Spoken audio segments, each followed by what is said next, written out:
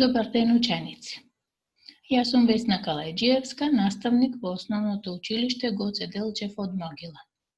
Во рамките на оваа училница, на денешниот онлайн час, ќе разгледаме наставната содржина својства на собирањето, од темата број и решавање проблеми. Цели на овој час се учениците да го проверуваат собирањето во различен редослед со групирање, кога се собираат повеќе броеви, да се врши проверка со одземање и логички да се анализира и решават проблемите со броеви. Да се потсетиме на својствата на операцијата собирање. Прво својство – промена на местата на собироците или познато како комутативно својство на собирањето, односно А плюс Б еднакво на Б плюс А, или со конкретен пример 12 плюс 34 еднакво на 46, или, ако ги замениме местата на собироците, 34 плюс 12 исто така еднакво е на 46. Комутативното својство на собирањето гласи, ако се промени местото на собироците, збирот останува непроменет. Наредно својство на операцијата собирање е групирање на собироците или познато како асоцијативно својство на собирањето. Или, ако се групираат во заграда А плюс Б, плюс надвор од заградата С еднакво на А плюс во заграда Б плюс С.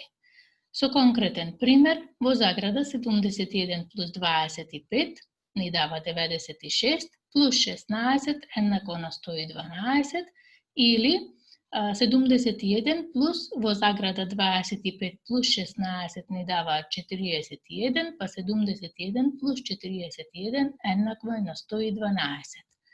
Асоцијативното својство на собирањето гласи, собироците можат да се групираат на различни начини, збирот останува непроменет. И наредно својство на операцијата собирање е својство на нулата при собирањето, односно А плюс 0 еднакво е на 0 плюс А еднакво е на А. Конкретен пример 25 плюс 0 еднакво е на 25, или 0 плюс 25 еднакво е на 25.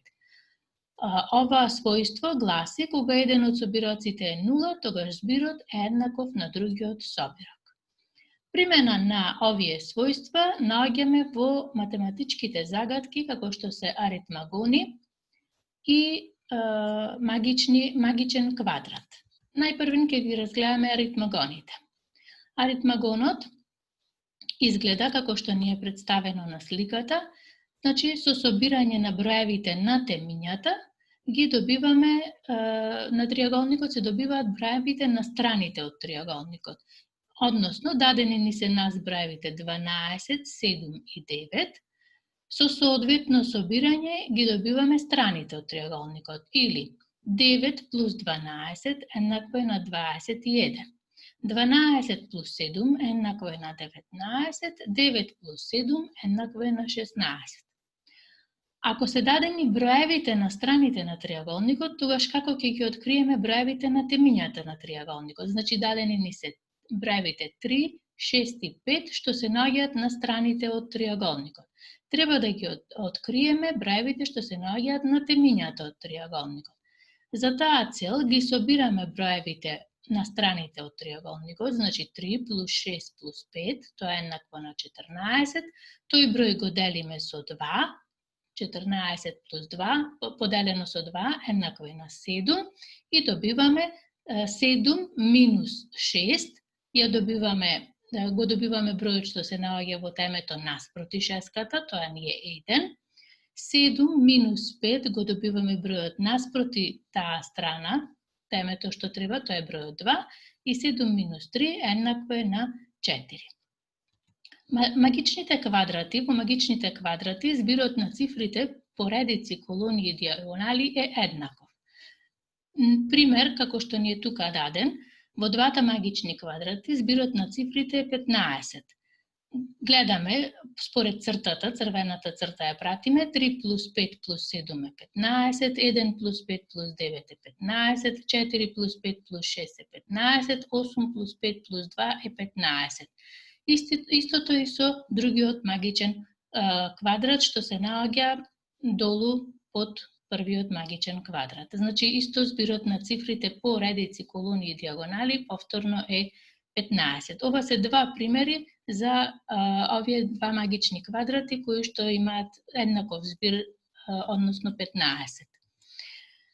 За дома ќе пробате да ги решите сами аритмагоните што ви се дадени во првиот дел од презентацијата и магичните квадрати кои што ви се дадени во вториот дел од презентацијата. Односно, во секој од магичните квадрати ви го кажува и магичниот број кој што треба да го добивате.